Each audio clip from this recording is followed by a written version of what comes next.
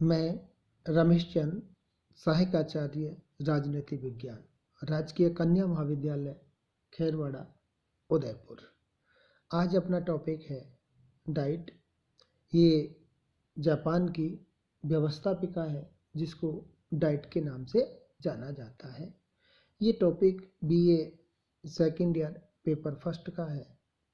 जैसा कि आप सभी जानते हैं कि डाइट जापान की व्यवस्थापिका को कहा जाता है और इसके अंतर्गत हम डाइट के दोनों सदनों एवं उसकी शक्तियों और गठन के बारे में अध्ययन करेंगे। यहाँ की व्यवस्थापिका को डाइट के नाम से पुकारा जाता है।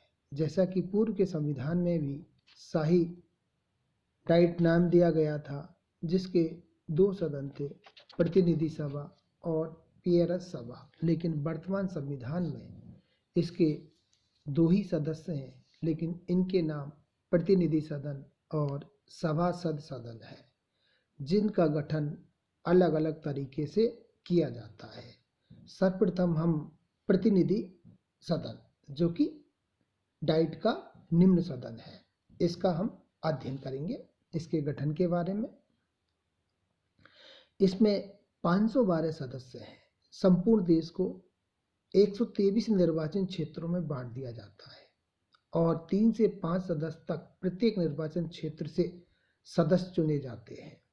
लेकिन आवामी द्वीप समूह से 1 और टोक्यो से 7 सदस्य चुने जाते हैं। सदस्यों का चुनाव प्रत्यक्ष तरीके से, गुप्त मतदान और वयस्क मताधिकार से चुने जाते हैं।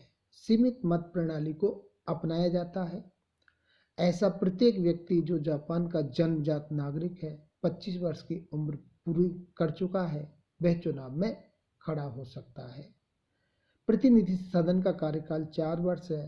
प्रधानमंत्री की सलाह पर इसका कार्यकाल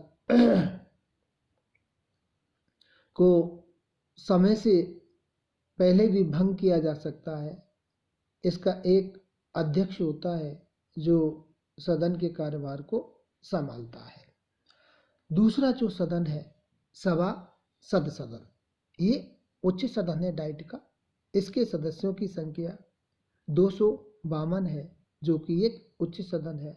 इन सदस्यों का चुनाव जनता के द्वारा प्रत्यक्ष रूप से होता है। इनकी योग्यता यही है कि वे जन्मजात जापान का नागरिक हो, 30 वर्ष की उम्र पूरी कर चुका हो, वह इसका चुनाव लड़ सकता है। ये एक स्थायी सदन है जिसका विघटन नहीं होता है। इसका कार्यकाल 6 वर्ष है।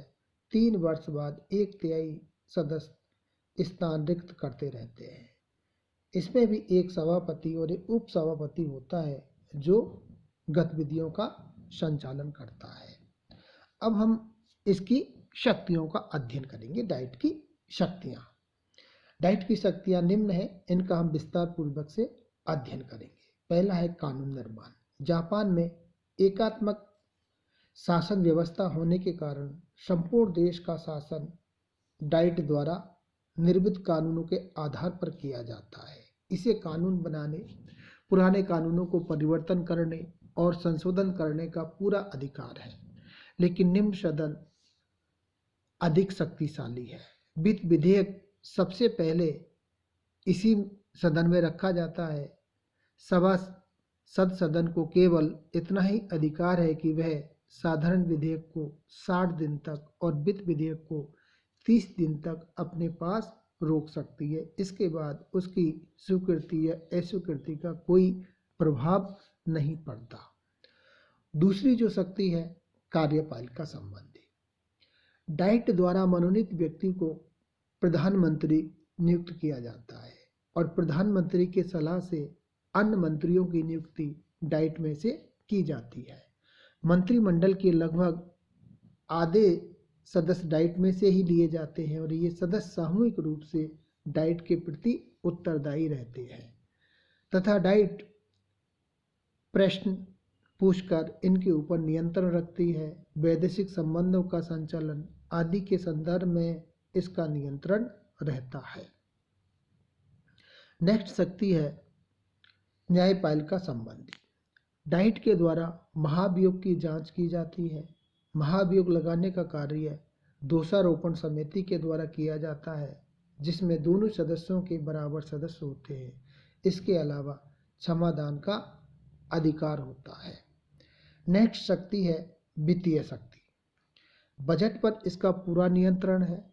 जापान के सम्राट के पारिवारिक जो संपत्ति है उस पर इसका पूरा नियंत्रण होता है।